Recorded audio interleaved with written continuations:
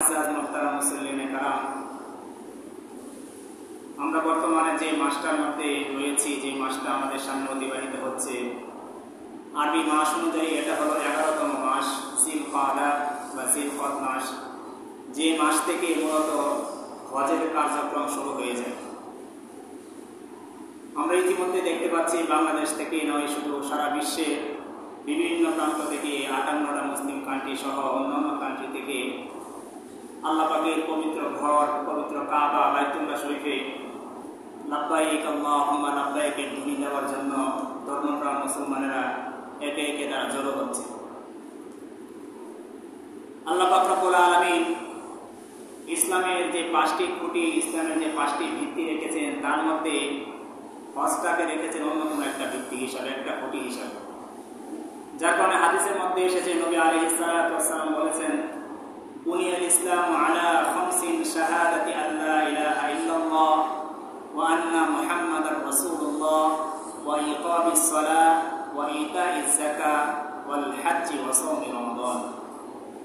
নবী আলাইহিস সালাতু ওয়াস সালাম বলেন যে আল্লাহ পাক রব্বুল আলামিন ইসলামের ভিত্তিটাকে দাঁড় করিয়েছেন 5টি খুঁটির উপরে। এর মধ্যে প্রথম খুঁটি হলো এই কথা স্বীকার করা, এই কথার সাক্ষ্য দেওয়া যে আল্লাহ এক এবং নবী মুহাম্মদ রাসূলুল্লাহ সাল্লাল্লাহু আলাইহি ওয়াসাল্লাম হলেন আল্লাহর পক্ষ থেকে প্রেরিত বান্দা ও রাসূল। ইসলামের দ্বিতীয় খুঁটি হলো ওয়া ইকামিস সালাহ, সালাত কায়েম করা, নামাজ পড়া। 3 নম্বর হলো ওয়া ইতাইজ যাকাত, যদি যাকাত ফরজ হয়ে থাকে কারো উপরে তাহলে যাকাত প্রদান করা। এটা হলো ইসলামের তৃতীয় খুঁটি। 4 নম্বরে কোনো হাদিসে হজের কথা এসেছে এবং কোনো হাদিসে রোজার কথা এসেছে। এই হাদিসের মধ্যে নবী আলাইহিস সালাতু ওয়াস সালাম বলেছেন 4 নম্বর হলো হজ, 5 নম্বর হলো ওয়াসাউমি রমাদান। যদি কোনো ব্যক্তি রমজান মাস পায় তাহলে সেই রমজান মাসে রোজাগুলো রাখা তার জন্য ফরজ।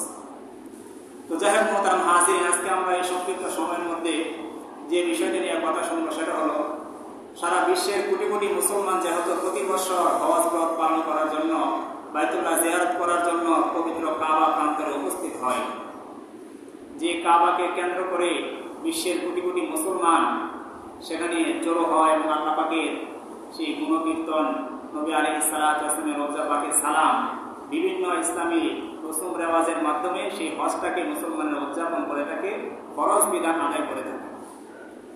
যে বাইতুল্লাহ শরীফের মধ্যে আমরা হজ করতে যাই, আমাদের এখন জানার বিষয় হলো এই বাইতুল্লাহ শরীফের কি ইতিহাস, এই কাবা শরীফের কি ইতিহাস রয়েছে। আল্লাহ তাআলা এই কাবা শরীফকে কখন দুনিয়াতে পাঠিয়েছেন, কখন সৃষ্টি করেছেন এবং কাবা এই পর্যায়ক্রমে আজকের দিন পর্যন্ত কিভাবে এসেছে, এই কাবার মধ্যে নামাজ পড়লে কি পরিমাণ ফজিলত, এই কাবায় গিয়ে হজ করলে কি পরিমাণ ফজিলত এবং কিয়ামতের পূর্বে এই কাবাকে আল্লাহ তাআলা কি করবেন, আমরা এই সংক্ষিপ্ত সময়ের মধ্যে এই বিষয়গুলো জানার চেষ্টা করব ইনশাআল্লাহ। মোহতারাম হাজিরিন, আল্লাহ পাক রব্বুল আলামিন সূরা বনী ইসরাঈল 1 নম্বর আয়াতের মধ্যে বলেন, সুবহানাল্লাযী আসরা বিআবদিহি লাইলান মিনাল মাসজিদিল হারাম ইলাল মাসজিদিল আকসাল্লাযী বারাকনা হাওলাহু লিনুরিয়াহু মিন আয়াতিনা ইন্নাহু হুয়াস সামিউল বাসীর। কাবা সম্পর্কে আল্লাহ পাক রব্বুল আলামিন পবিত্র কালামের বিভিন্ন জায়গায়, বিভিন্ন অংশে, বিভিন্ন আয়াতে বিস্তারিত আলোচনা করেছেন। এই কাবাকে বাইতুল্লাহ শরীফ বলা হয়। অনেক জায়গার মধ্যে, অনেক হাদিসের মধ্যে এসেছে আল বাইতুল আতীক, অনেক হাদিসের মধ্যে এসেছে আল বাইতুল মুহাররম, আল বাইতুল হারাম। বিভিন্ন নামে কাবাকে এরকম কাবা হিসাবে অবহিত করা হয়। কাবা শব্দের অর্থ কি? কাবা শব্দের অর্থ হলো উঁচু জায়গা, উঁচু টিলা। আর কাবাকে কাবা হিসাবে এই জন্য নামকরণ করা হয়েছে যে পৃথিবীর মধ্যে সবচাইতে উঁচু জায়গা হলো কাবা শরীফ, যেখানে অবস্থিত সেই জায়গাটা। সুবহানাল্লাহ। আপনি সারা পৃথিবী ঘুরবেন, যত উপরে যাবেন বিমান দিয়ে, রকেট দিয়ে, সেখান থেকে আপনি যখন দৃষ্টি ফেলবেন দেখবেন যে দুনিয়ার মধ্যে সবচাইতে উঁচু জায়গাটা হলো কাবা। সবচাইতে উঁচু জায়গা আল্লাহ তাআলা কাবাকে সৃষ্টি করেছেন। এই জন্য কাবা শব্দের অর্থ হলো উঁচু বা উঁচু ভূমি, উঁচু টিলা। এটাকে আল্লাহ তাআলা দুনিয়ার বুকে সবচাইতে উঁচু হিসাবে, সম্মানিত হিসাবে আল্লাহ তাআলা সৃষ্টি করেছেন। সুবহানাল্লাহ।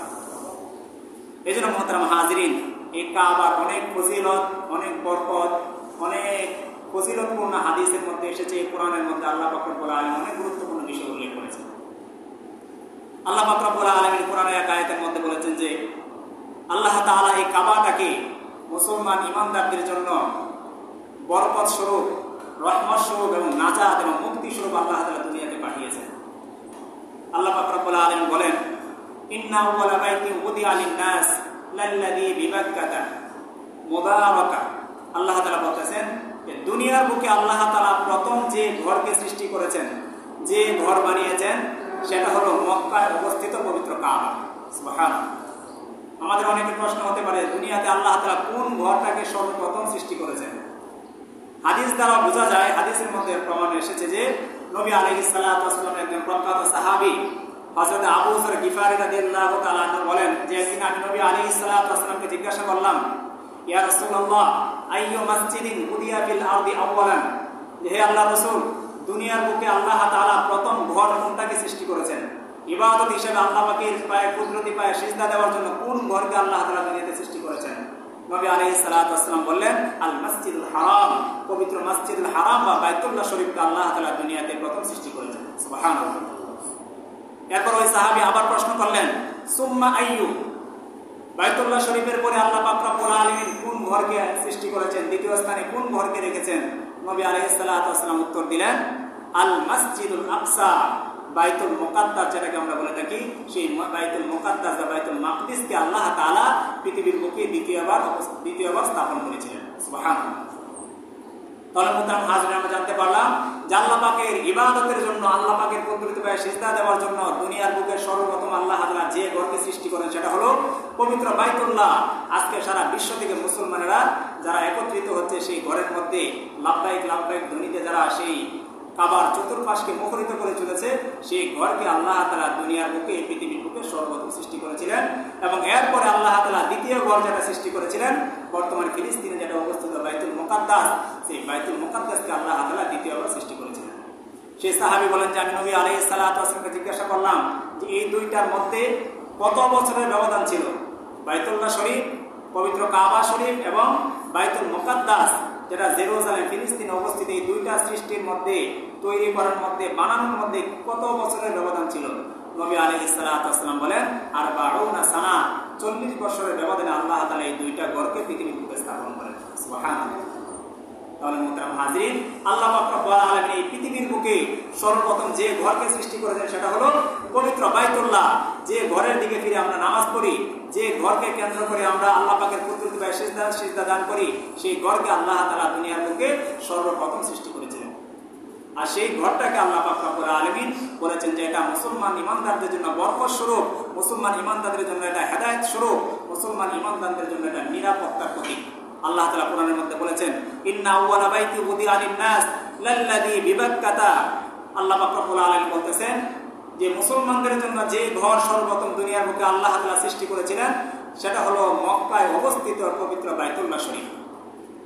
আল্লাহ তাআলা এরপরে বলেন, লাল্লাযী বিবাক্কাতা মুবারাকা ওয়া হুদাল লিল আলামিন, যে ঘরটাকে আমি মানুষের জন্য, মানুষদের জন্য বরকতপূর্ণ করেছি, মুবারকপূর্ণ করেছি, ওয়া হুদাল লিল আলামিন, এবং সারা বিশ্ববাসীর জন্য হেদায়েত স্বরূপ তৈরি করেছি। সুবহানাল্লাহ।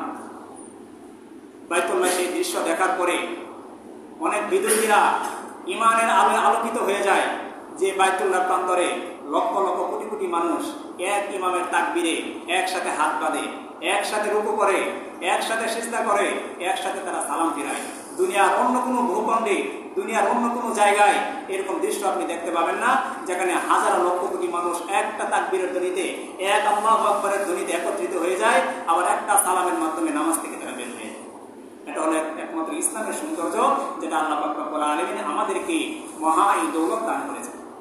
এই জন্য মুহতারাম হাজিরিন, আল্লাহ তাআলা বলেছেন এই ঘরটাকে মুসলমানদের জন্য নয়, শুধু সারা বিশ্বের সমস্ত কাফের, বেঈমান, মুশরিক সমস্ত মানুষের জন্য আল্লাহ তাআলা এই কাবা ঘরটাকে হেদায়েত হিসেবে পাঠিয়েছেন দুনিয়াতে এবং নিরাপত্তার প্রতীক হিসেবে পাঠিয়েছেন। আপনি যতই অপরাধ করেন না কেন, আপনি যখন বাইতুল্লাহর সেই হারাম শরীফে প্রবেশ করবেন, আপনাকে সেখানে রক্তারক্তি করা, আপনাকে মারা, আপনার উপরে আঘাত করা সম্পূর্ণভাবে হারাম।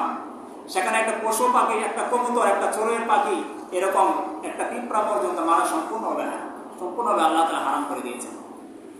কারণ এটা হলো নিরাপত্তার জায়গা। হাদিসের মধ্যে দেখা যায় নবী আলাইহিস সালাতু ওয়াস সালাম যখন মক্কা বিজয় করলেন, 10 লক্ষ সাহাবায়ে কেরাম নিয়ে যখন মদিনা থেকে হিজরত করে যখন মক্কায় আসলেন, আসার পর দেখা গেল যে নবী আলাইহিস সালাতু ওয়াস সালামের সেই সাহাবায়ে কেরামের বহর দেখার পরে তৎকালীন জামানায় যারা মক্কার চতুর্পাশে কাফেররা অবস্থান করতেছিল তারা ভয় পেয়ে যায় যে নবী মুহাম্মদুর রাসূলুল্লাহ সাল্লাল্লাহু আলাইহি সাল্লাতু ওয়াস সালাম তারা ইসলামকে বিজয় করার জন্য, কাবাকে বিজয় করার জন্য তারা 10 লক্ষ সাহাবায়ে কেরাম নিয়ে কাবায় প্রবেশ করতেছে। আজকে হয়তো তারা রক্তের বন্যা বয়ে দিবে, সারা জীবন সাহাবায়ে কেরামকে, নবীকে আমরা কষ্ট দিয়েছি, আজকে হয়তো আজকে আমাদেরকে তারা শেষ করে দিবে। কিন্তু নবী আলাইহিস সালাতু ওয়াস সালাম কাবা ঘরে ঢোকার পরে উনি সেখানে সালাত আদায় করলেন এবং সমস্ত মানুষের জন্য সাধারণ ক্ষমা ঘোষণা করে দিলেন। সুবহানাল্লাহ। এই মহানুভবতা দেখে, এই মহাগুণ দেখে মক্কার যে ইহুদিরা ছিল, কাফেররা ছিল, নবী আলাইহিস সালাতু ওয়াস সালামের হাতে হাত রেখে সেদিন তারা ইসলামের সেই ছায়াতলে এসে গিয়েছে। সুবহানাল্লাহ। এর দ্বারা বোঝা যায় এই কাবাটাকে আল্লাহ তাআলা সমস্ত মানুষের জন্য নয়, শুধু সমস্ত মাখলুকাতের জন্য আল্লাহ তাআলা নিরাপদ হিসেবে সৃষ্টি করেছেন। এরপর নবী আলাইহিস সালাতু ওয়াস সালামের উপর আল্লাহ তাআলা যে আয়াত নাযিল করেছেন, আল্লাহ তাআলা বলেন ফিহি আয়াতুম মাকামু ইব্রাহিম। সেই কাবার প্রান্তরে আল্লাহ তাআলা মাকাম ইব্রাহিম নামে যে পাথর রয়েছে, এটা আল্লাহ পাকের অন্যতম একটা নিদর্শন। সেটাকে আল্লাহ তাআলা সেই কাবা প্রান্তরে রেখেছেন। এটা হলো জান্নাতি পাথর। কাবা শরীফে যারা হজ করতে গেছেন বা যারা যাবেন দেখতে পাবেন, কারণ আল্লাহ পাক রব্বুল আলামিন যখন যুগের পরম্পরায় কাবাকে এক একবার এক একজনের মাধ্যমে নির্মাণ করিয়েছেন, সর্বশেষ যখন আল্লাহ তাআলা ইব্রাহিম আলাইহিস সালাম এবং হযরত ইসমাঈল আলাইহিস সালামের মাধ্যমে নির্মাণ করিয়েছেন, ঠিক ওই সময়টাতে ছেলে ইসমাঈল আলাইহিস সালাম যুগালী হিসাবে, সহকারী হিসাবে কাজ করতেন, আর বাবা মিস্ত্রির ভূমিকা ছিল হযরত ইব্রাহিম আলাইহিস সালাম। কিন্তু কাবা ঘরের দেওয়াল যখন আস্তে আস্তে উঁচু হতে শুরু করলো, উনি সেই ঢালাইকে বা সেই ইট বালুকে, পাথরকে উপরে রাখতে পারতেছিলেন না। তখন আল্লাহ পাক রব্বুল আলামিন জিবরাইলের মাধ্যমে সেই মাকামে ইব্রাহিম, সেই পাথরটাকে জান্নাত থেকে আল্লাহ তাআলা পাঠান। সেই পাথরের উপরে যখন ইব্রাহিম আলাইহিস সালাম দাঁড়াতেন, আর যখন ডালায়ের প্রয়োজন হতো, উপরে যাওয়ার প্রয়োজন হতো, কুদরতিভাবে এই পাথর ওনাকে নিয়ে উপরে উঠে যেত। সুবহানাল্লাহ। সেই মাকামে ইব্রাহিম, সেই পাথরটা সেই কাবা শরীফের পাশে রয়েছে, যেখানে 2 রাকাত নামাজ পড়া আল্লাহ তাআলা মুসলমানদের জন্য আবশ্যক করে দিয়েছে। যারা হজ করতে যাবে সেখানে 2 রাকাত নামাজ পড়া চাই। এটা হলো কাবা শরীফের অন্যতম একটা নিদর্শন। এরপর আল্লাহ পাক রব্বুল আলামিন বলেন ওয়ামান দাখালাহু কানা আমিনান। যে ব্যক্তি সেই কাবা শরীফের মধ্যে প্রবেশ করবে আল্লাহ তাআলা তাকে নিরাপদ করে দিবেন। ওয়ালিল্লাহি আলান নাসি হিজ্জুল বাইতি মান ইসতাতা ইলাইহি সাবিলা। এবং প্রত্যেক ওই ব্যক্তির উপরে আল্লাহ তাআলা হজকে ফরজ করে দিয়েছেন, বাইতুল্লাহর জিয়ারতকে, বাইতুল্লাহ সফর করাকে ফরজ করে দিয়েছেন, যার কাছে তার পরিবারের ভরণ পোষণ, তার পরিবারের সমস্ত কিছু কাজকর্ম, সমস্ত অর্থের যোগান দেওয়ার পরে বাইতুল্লাহ শরীফে যাওয়া এবং সেখান থেকে আসা সমপরিমাণ খরচ তার কাছে থাকে, তাহলে ওই ব্যক্তির উপরে আল্লাহ তাআলা বাইতুল্লাহ জিয়ারতকে ফরজ করে দিয়েছেন। সুবহানাল্লাহ। এরপর আল্লাহ তাআলা বলেন ওয়ামান কাফারা ফাইন্নাল্লাহা গানিয়্যুন আনিল আলামিন। আর যার উপরে এরকম সুযোগ থাকার পরেও, হজ ফরজ হওয়ার পরেও সে সেই মহান, সেই ইসলামের পঞ্চম ভিত্তির এক ভিত্তি হজ থেকে যে ব্যক্তি বিরত থাকবে, হজ না করে মৃত্যুবরণ করবে, তো নবীজি বলেন ওয়ামান কাফারা, যে এটাকে অস্বীকার করলো, এটা থেকে আল্লাহ তাআলা বলেন যে এটা থেকে বিরত থাকলো, ফাইন্নাল্লাহা গানিয়্যুন আনিল আলামিন। এতে করে আল্লাহ পাকের কোনো কিছু আসে যায় না, বরং আল্লাহ তাআলা দুনিয়াবাসীর চাইতে, দুনিয়াবাসীর পক্ষ থেকে আল্লাহ তাআলা একদমই অমুখাপেক্ষী। অর্থাৎ আমাদের যাদের উপরে আল্লাহ তাআলা হজকে ফরজ করেন, আমাদের জন্য ফরজ হলো, অবশ্যই হলো হজটাকে করে নেওয়া। কিন্তু কোনো ব্যক্তি যদি টাকার মায়ায়, সম্পদের মায়ায়, এই টাকা খরচ করার ভয়ে বা এই টাকা শেষ হয়ে যাবে এই ভয়ে যদি হজ না করে, আর এভাবে যদি সে মৃত্যুবরণ করে, তাহলে আল্লাহর নবী বলেছেন, আল্লাহ তাআলা বলেছেন, এতে আল্লাহ পাকের কোনো কিছু আসে যায় না, বরং ওই ব্যক্তি ক্ষতিগ্রস্ত হয়ে গেল যে হজ না করে মারা গেল। এই জন্য মুহতারাম হাজিরিন, এই কাবা শরীফের মধ্যে আজকে যারা হজ করতে যাচ্ছে, আমাদের উচিত তাদের কাছে যাওয়া, তাদের কাছে দোয়া চাওয়া। আমাদের কাছে, আমাদের তার থেকে একদমই কাছে, আমাদের সামনে দিয়ে এখানে হাজী সাহেবান যাচ্ছে, মনের মধ্যে এই আফসোস থাকা, এই আকাঙ্ক্ষা থাকা যে আল্লাহ যেন আমাদেরকে যেন সুযোগ করে দেয়। একজন ইমানদার মুসলমানের জীবনের যত বড় বড় চাওয়া পাওয়া রয়েছে, এর মধ্যে অন্যতম একটা চাওয়া পাওয়া হলো বাইতুল্লাহ শরীফে গিয়ে আল্লাহ পাকের সেই ধ্বনি দেওয়া, লাব্বাইক আল্লাহুম্মা লাব্বাইক। নবী আলাইহিস সালাতু ওয়াস সালামের রওজার পাশে দাঁড়ানো, আসসালাতু ওয়াসসালামু আলাইকা ইয়া রাসূলুল্লাহ বলা, নবীর উপরে দুরূদ, নবীর উপরে সালাম প্রেরণ করা, এটা একজন ইমানদার মুসলমানের দিলের সবচেয়ে বড় তামান্না। ঠিক তদ্রুপ মুহতারাম হাজিরিন, এই কাবা শরীফের বিভিন্ন ফজিলতের কথা হাদিসের মধ্যে এসে নবীজি বলেন যে কোনো ব্যক্তি যদি পবিত্র বাইতুল্লাহ গিয়ে, পবিত্র কাবা শরীফে গিয়ে 1 রাকাত নামাজ পড়ে, তাহলে 1 লক্ষ রাকাত নামাজ পরিমাণ সব তার আমলে আল্লাহ তাআলা দিবেন। আর যদি কোনো ব্যক্তি মসজিদে নববীতে, যেটা মদিনায় অবস্থিত, যেখানে নবীজির রওজা, সেখানে যদি কোনো ব্যক্তি 1 রাকাত নামাজ পড়ে, তাহলে 50,000 রাকাত নামাজ পড়ার সব তার আমলে আল্লাহ তাআলা দিবেন। হাদিসের মধ্যে নবী আলাইহিস সালাতু ওয়াস সালাম বলেছেন, সুনান ইবনে মাজাহ 1406 নম্বর হাদিসে নবীজি বলেন عن جابر أن رسول الله صلى الله عليه وسلم قال صلاة في مسجدي أفضل من ألف صلاة فيما سواه إلا مسجد الحرام। কোন ব্যক্তি দুনিয়ার অন্য অন্য মসজিদের মধ্যে যদি 1 লক্ষ রাকাত নামাজ পড়ে তাহলে যে পরিমাণ সওয়াব হবে তার আমলনামায়, আর সেই ব্যক্তি একই ব্যক্তি যদি বাইতুল্লাহ গিয়ে 1 রাকাত নামাজ পড়ে তাহলে সেই 1 লক্ষ রাকাত নামাজের সমপরিমাণ সওয়াব 1 রাকাতের মাধ্যমে আল্লাহ তাআলা তাকে দিয়ে দেন। ঠিক তদ্রূপভাবে নবী আলাইহিস সালাতু ওয়াস সালাম বলেন, মসজিদে নববীতে যদি কোনো ব্যক্তি 1 রাকাত নামাজ পড়ে আল্লাহ তাআলা তার আমলনামায় 50,000 রাকাত নামাজের সওয়াব দিয়ে দিবেন। এটা হলো পবিত্র বাইতুল্লাহ, পবিত্র কাবা শরীফের সম্মান, পবিত্র কাবা শরীফের ফজিলত। ঠিক তদ্রূপভাবে মুহতারাম হাজরিন, আল্লাহ পাক রব্বুল আলামিন কাবা ঘরটাকে দুনিয়ার বুকে যেহেতু প্রথম স্থাপন করেছেন, ইতিহাস থেকে এবং কোরআন হাদিস ঘাটাঘাটি করলে রিসার্চ করলে দেখা যায় সর্বপ্রথম আল্লাহ পাক রব্বুল আলামিন ফেরেশতাদের মাধ্যমে এই ঘরটাকে নির্মাণ করিয়েছিলেন। দুনিয়াতে যখন কোনো মানব জাতি ছিল না, কোনো জিন জাতি, কোনো দানব মানব কোনো কিছু ছিল না, তখন আল্লাহ পাক রব্বুল আলামিন এই পবিত্র ঘরকে ফেরেশতাদের মাধ্যমে তৈরি করেন। দ্বিতীয় নম্বরে এসেছে হযরত আদম আলাইহিস সালাতু ওয়াস সালামের মাধ্যমে আল্লাহ তাআলা এই ঘরকে তৈরি করেন। যখন আল্লাহ তাআলা আদম আলাইহিস সালামকে দুনিয়াতে পাঠান তখন উনি এই ঘরটাকে পুনরায় সংস্কার করেন। সর্বপ্রথম ফেরেশতারা নির্মাণ করেছিলেন, এরপরে দীর্ঘদিন যাওয়ার পরে এটা প্রায় বিলীন হওয়ার পর্যায়ে চলে গিয়েছিল। যখন আল্লাহ তাআলা দুনিয়াতে হযরত আদম আলাইহিস সালামকে এবং হাওয়া আলাইহিস সালামকে পাঠান, মানুষের বংশ বিস্তার শুরু হয়ে যায়। ঠিক তখন মানুষ যেন আল্লাহ পাকের কুদরতে সেজদা দিতে পারে, আল্লাহ পাকে যেন স্মরণ করতে পারে, মানুষ যেন আল্লাহ পাকের সেই কাছে যেতে পারে এবং আল্লাহ পাকে ডাকতে পারে, সেই জন্য আল্লাহ পাক রব্বুল আলামিন আদম আলাইহিস সালাতু ওয়াস সালামের মাধ্যমে কাবাঘরকে পুনরায় সংস্কার করেছিলেন। ঠিক তদ্রূপভাবে হাদিসের মধ্যে এসেছে আদম আলাইহিস সালাতু ওয়াস সালামের পরে এই ঘরকে পুনরায় সংস্কার করেন আদম আলাইহিস সালাতু ওয়াস সালামের অন্যতম একজন সন্তান ছিলেন হযরত শীশ আলাইহিস সালাতু ওয়াস সালাম। ওনার মাধ্যমে আল্লাহ তাআলা এই কাবাঘরকে নির্মাণ করেন। চতুর্থ নম্বরে আল্লাহ পাক রব্বুল আলামিন কাবাঘর নির্মাণ করেন হযরত ইব্রাহিম আলাইহিস সালাতু ওয়াস সালাম এবং হযরত ইসমাঈল আলাইহিস সালাতু ওয়াস সালামের মাধ্যমে। ওনাদের মৃত্যুর পরে আবার দেখা যায় যে কাবা বিলীন হওয়ার পর্যায়ে চলে যায়, মানুষ কাবার প্রান্তরে আসছে না, দেখা যায় যে একে একে কাবা বিলীন হয়ে যাচ্ছে। ঠিক ওই সময় আল্লাহ পাক রব্বুল আলামিন আবার আরেকটা সম্প্রদায় ছিল আমালিকা সম্প্রদায়, সেই আমালিকা সম্প্রদায়ের মাধ্যমে আল্লাহ তাআলা কাবাকে পুনরায় নির্মাণ করেন। আমালিকা সম্প্রদায়ের পরে এই কাবাকে নির্মাণ করে জুরহুম সম্প্রদায়। আগে তো এরকম রাষ্ট্রভিত্তিক ব্যবস্থা ছিল না, আরব কান্ট্রিগুলোতে এরকম এলাকা ভিত্তিক, কবিলা ভিত্তিক, গোত্র ভিত্তিক তাদের সমাজ পরিচালিত হতো। তো প্রত্যেকটা সমাজে প্রত্যেকটা গোত্রই চাইতো যে আমাদের দ্বারা যেন, আমাদের হাতে যেন কাবাটা নির্মাণ হয়, আমাদের হাতে যেন কাবাটা সংস্কার হয়। এই জন্য তারা একের পর এক কাবাকে এরকম ভাবে নির্মাণ করার জন্য, সংস্কার করার জন্য বরকত মনে করে তারা কাবাটাকে নির্মাণ করতো। এরপরে যখন আবার কাবার সেই বিলীন হওয়ার উপক্রম হলো, তখন আরেকটা বংশ ছিল সেই মক্কার প্রান্তরে, সেটা হলো কুসাই বংশ। সেই বংশের লোকেরা কাবাটাকে পুনরায় নির্মাণ করেন।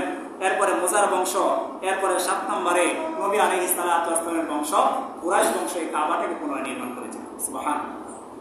এরপরে মুহতারাম হাজিরিন, নবী আলাইহিস সালাতু ওয়াস সালামের ইন্তেকালের পর যখন কুরাইশ বংশ নির্মাণ করলো, এরপরে প্রখ্যাত সাহাবী নবীজি আব্দুল্লাহ ইবনে জুবাইর রাদিয়াল্লাহু তাআলা যখন মদিনার মসনদে ছিলেন, তখন উনি কাবাটাকে পুনরায় নির্মাণ করেন।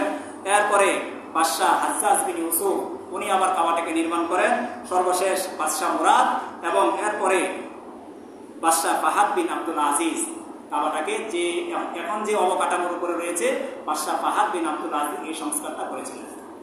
একের পর এক পৃথিবীর শুরুলগ্ন থেকে একবারে ফেরেশতা থেকে শুরু করে আজ পর্যন্ত বিভিন্ন সম্প্রদায়, বিভিন্ন বংশ, বিভিন্ন গোত্র এই কাবাটাকে নির্মাণ করেছিল। এই জন্য মোহতারাম হাজিরিন, কাবার এত গুরুত্ব। কাবার দিকে আমরা ফিরে নামাজ পড়ি, কাবার মধ্যে আমরা হজ করতে যাই। ঠিক তদ্রূপভাবে এই কাবাটা কিয়ামতের পূর্বে অনেক গুরুত্বপূর্ণ জায়গা হয়ে উঠবে।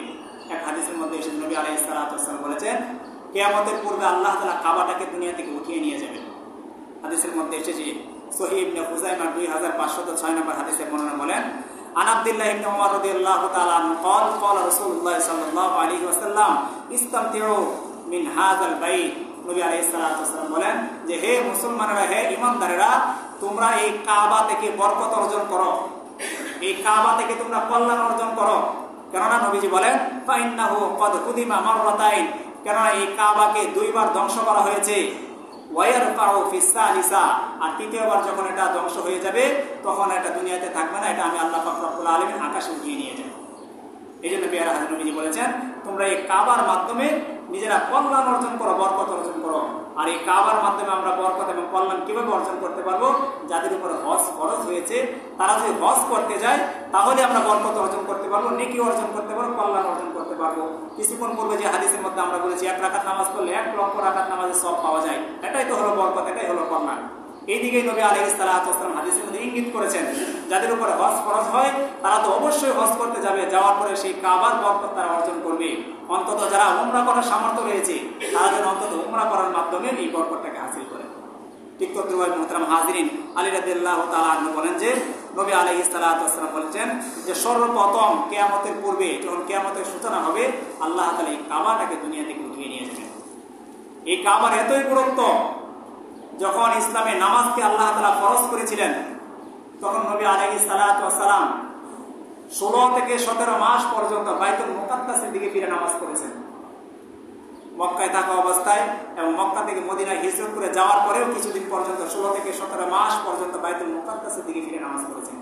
কিন্তু নবী আলাইহিস সালাতু ওয়াস সালামের অন্তরে তামান্না ছিল, অন্তরে চাহিদা ছিল যেন আল্লাহ তাআলা নামাজের রূপটাকে, নামাজের দিকটাকে যেন কাবার দিকে ফিরিয়ে দেন। এই জন্য হাদিসের মধ্যে নবী আলাইহিস সালাতু ওয়াস সালাম বলেন, লাম্মা কদিমান নবী সাল্লাল্লাহু আলাইহি ওয়াসাল্লাম আল মাদিনাতা সাল্লা নাহওয়া বাইতুল মাকদিস 16 শাহরান আও 17 শাহরান ওয়া কানা ইউহিব্বু আন ইউওয়াজ্জিহা ইলাল কাবা। নবীজি 16-17 মাস বাইতুল মুকাদ্দাসের দিকে ফিরে নামাজ পড়েছেন, ঠিক আছে, কিন্তু তার অন্তরের তামান্না ছিল, অন্তরের আকাঙ্ক্ষা ছিল যেন আল্লাহ তাআলা মুসলমানদের কাবা, মুসলমানদের কিবলা যেন কাবার দিকে করে দেন। এই দিলের তামান্না আল্লাহ তাআলা বুঝতে পেরেছিলেন। সাথে সাথে আল্লাহ পাক রব্বুল আলামিন আয়াত নাযিল করে দেন। আল্লাহ তাআলা বলেন, ক্বাদ নারা তাকাল্লুবা ওয়াজহিকা ফিস সামা ফালানুওয়াল্লিয়ান্নাকা কিবলাতান তারদাহা। আল্লাহ তাআলা বলতেন যে হে আল্লাহর নবী, আমি আপনাকে দেখেছি আপনি দীর্ঘ শ্বাস ফেলেছেন, আকাশের দিকে তাকিয়েছেন। আপনার দিলের তামান্না ছিল যে কাবার চতুর্পাশে আপনি ছোট থেকে বড় হয়েছেন, যে কাবার ধুলাবালি আপনার গায়ে লেগেছিল, যে কাবার প্রান্তরে আপনার ছোটকাল, বাল্যকাল, যৌবনকাল সব সময় আপনি বড় হয়েছেন, আপনার সময় কেটেছে, আপনি চেয়েছেন যেন নামাজ ফরজ হওয়ার পরে আপনার সেই দিকটা যেন, কিবলাটা যেন কাবার দিকে হয়। এই তামান্না আপনি করেছেন, আমি আপনার দিলের তামান্না বুঝতে পেরেছি। এই জন্য আজকে থেকে আমি আপনার দিককে, নামাজ পড়ার দিকটাকে বাইতুল মুকাদ্দাস থেকে ফিরিয়ে বাইতুল্লাহ শরীফের দিকে করে দিলাম। সুবহানাল্লাহ। মদিনা শরীফে যারা হজ করতে গেছেন, মদিনা শরীফে যাওয়ার পরে সেখানে একটা মসজিদ রয়েছে, মসজিদ আল কিবলাতাইন, 2 কিবলার মসজিদ। নবী আলাইহিস সালাতু ওয়াস সালাম নামাজরত অবস্থায় ছিলেন আসরে, ঠিক ওই সময় আল্লাহ তাআলা এই আয়াতটাকে নাযিল করেছিলেন। নবী আলাইহিস সালাতু ওয়াস সালাম নামাজ শুরু করেছেন বাইতুল মুকাদ্দাসের দিকে ফিরে। বাইতুল মুকাদ্দাস হলো মদিনা শরীফ থেকে উত্তর দিকে, আর কাবা শরীফ হলো মদিনা শরীফ থেকে পূর্ব দিকে। তো নবী আলাইহিস সালাতু ওয়াস সালাম যখন বাইতুল্লাহ শরীফে, যখন মদিনা শরীফে অবস্থান করতেছিলেন, উনি নামাজ শুরু করলেন বাইতুল মুকাদ্দাসের দিকে ফিরে, ওই মসজিদের মধ্যে থাকা অবস্থায়। কিন্তু যখন 2 রাকাত নামাজ পড়া হলো, ঠিক ওই সময় আল্লাহ তাআলা এই আয়াতটি নাযিল করে দিলেন। জিবরাইলের সাথে সাথে এসে নবীজির কানে কানে যখন এই আয়াত নাযিল করে দিল, নবী আলাইহিস সালাতু ওয়াস সালাম সাথে সাথে বাইতুল মুকাদ্দাস থেকে বাইতুল্লাহ শরীফের দিকে উনি ফিরে গেলেন। সুবহানাল্লাহ। সাথে সাথে সমস্ত সাহাবায়ে কেরাম ফিরে গেলেন। তাহলে বোঝা যায় এই কাবার দাম দুনিয়ার মধ্যে সবচাইতে বেশি। এই কাবাকে আল্লাহ পাক রব্বুল আলামিন কিয়ামতের পূর্বে সবচেয়ে গুরুত্বপূর্ণ জায়গা হিসেবে সাব্যস্ত করবেন, এবং এই কাবার মধ্যে 1 রাকাত নামাজ পড়লে আল্লাহ তাআলা 1 লক্ষ রাকাত নামাজের সওয়াব দিয়ে দেন। সুবহানাল্লাহ। এই যে মুহতারাম হাজিরিন, এই যে কাবাকে আল্লাহ তাআলা আমাদের মাঝে এত সম্মানিত একটা জায়গা রেখেছেন, যে জায়গাটাকে নবীজি বলেছেন সেখান থেকে উপকার হাসিল করার জন্য, বরকত হাসিল করার জন্য আমাদের উচিত হবে আমরা যারা সামর্থ্যবান, যাদের উপরে আমাদের হজ ফরজ হয়েছে, হজ কাদের উপরে ফরজ হয়? যাদের উপরে যাকাত ফরজ তাদের উপরে হজ ফরজ। এটা হলো একদম সহজ সংজ্ঞা। যাদের উপরে যাকাত ফরজ তাদের উপর হজ ফরজ। সুতরাং যাদের উপরে হজ ফরজ আমরা অবশ্যই দ্রুত সময়ের মধ্যে হজ করে নেওয়া। কারণ হজ ফরজ হওয়ার পরে কোনো ব্যক্তি যদি দেরি করে আর এই অবস্থায় সে মৃত্যুবরণ করে, নবীজি বলেন সে ইহুদি হয়ে মারা গেল, নাকি সে নাসারা হয়ে মারা গেল, হিন্দু হয়ে মারা গেল, খ্রিস্টান হয়ে মারা গেল, এতে আমার কোনো কিছু যায় আসে না। অর্থাৎ নবীজি তার ব্যাপারে কোনো দায়িত্ব নিবে না। সে জাহান্নামে যাক বা যে কোনো জায়গায় যাক, এটা তার ব্যাপার। অর্থাৎ এর দ্বারা ধমকি দিয়েছেন যে হজ ফরজ হওয়ার পরে অবশ্যই তোমরা হজ করে নিবা। কারণ হজ করার পরে দেখা যায়, বাহ্যিকভাবে দেখা যায় যে অর্থ খরচ হয়, পয়সা কড়ি খরচ হয়, কিন্তু বাহ্যিকভাবে এটা দেখা গেল নবীজি বলেন যে হজ করার মাধ্যমে আল্লাহ তাআলা সম্পদের মধ্যে বরকত দান করেন। এই জন্য মুহতারাম হাজির, আমাদের যাদের উপর হজ ফরজ হয়েছে আমরা অবশ্যই হজ করে নেব। অন্তত যারা উমরা করার সামর্থ্যবান রয়েছে আমরা উমরা করে নিব।